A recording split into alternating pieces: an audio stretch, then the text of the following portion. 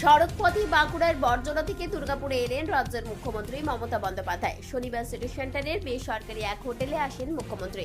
মমতা বন্দ্যোপাধ্যায়কে স্বাগত জানাতে ছিলেন দলীয় কর্মী ও সমর্থকেরা।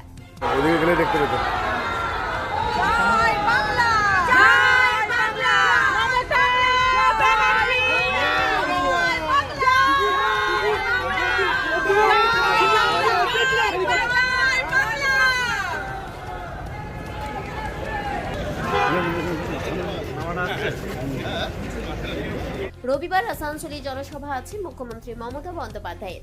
বাঁকুড়ায় বর্জনার জনসভা শেষ করেই দুর্গাপুরে আসেন মুখ্যমন্ত্রী মমতা বন্দ্যোপাধ্যায়। দলীয় কর্মী সমর্থকদের উচ্ছ্বাস ছিল চোখে পড়ার মতো।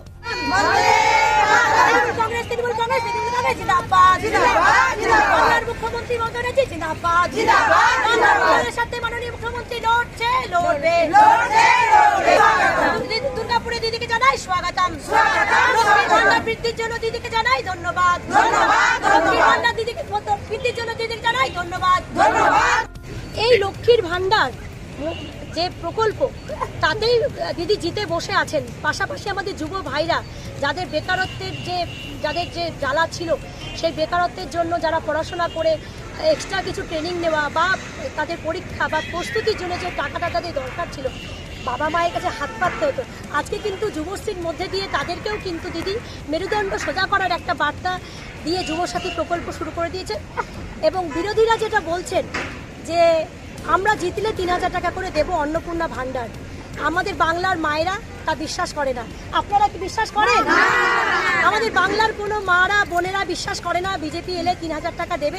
যদি দিতেন তাহলে যে বাকি রাজ্যগুলো বিজেপি জয় লাভ করে বসে আছে সেখানেই তারা প্রথমে চালু করত। মুখ্যমন্ত্রী মমতা বন্দ্যোপাধ্যায়ের সফরকে ঘিরে পুলিশের নিরাপত্তায় মুড়িয়ে ফেলা হয়েছিল দুর্গাপুর শহরকে।